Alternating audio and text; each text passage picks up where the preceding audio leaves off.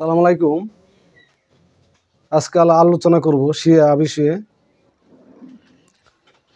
বাংলাদেশ সহ মুসলিম 8টি রাষ্ট্রের সম্মেলন D8 এর সদস্য বাংলাদেশ, পাকিস্তান, মিশর, তুরস্ক, ইরান, মালয়েশিয়া, ইন্দোনেশিয়া ও নাইজেরিয়া।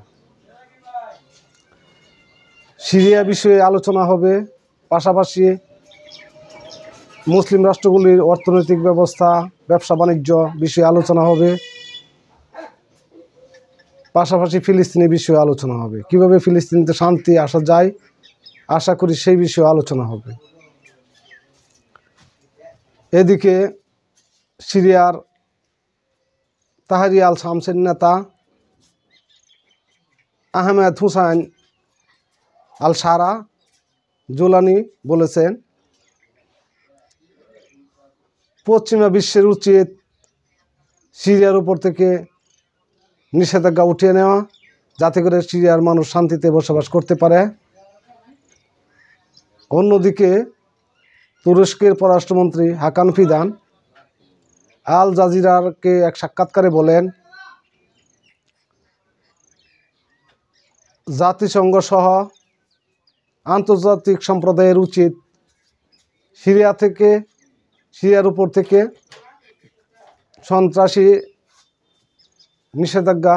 সন্ত্রাসী তালিকা থেকে সিরিয়াকে বাদ দেওয়া উচিত, যাতে করে সিরিয়ার মানুষ আন্তর্জাতিক বিশ্বে ব্যবসা বাণিজ্য করতে পারে এবং শান্তিতে বসবাস করতে পারে এবং তাদের জীবনমান উন্নয়ন করতে পারে। অন্যদিকে তুরস্ক এবং ফ্রি সিরিয়ান আর্মি কোবানি শহরের 3 দিক ঘেরাও করে রেখেছে। যে কোনো মুহূর্তে যুদ্ধ আর সমূহ সম্ভাবনা। কুর্দিদের সাথে কোবানিতে কুর্দিদের দখলে সিরিয়ার প্রায় 40% ভূমি।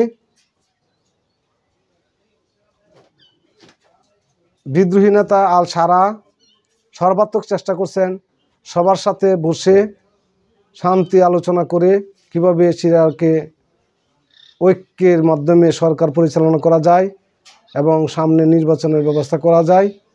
কিন্তু ইসরায়েল এবং আমেরিকার ষড়যন্ত্রের কারণে এখনও আলোচনার সফলতার মুখ দেখছে না।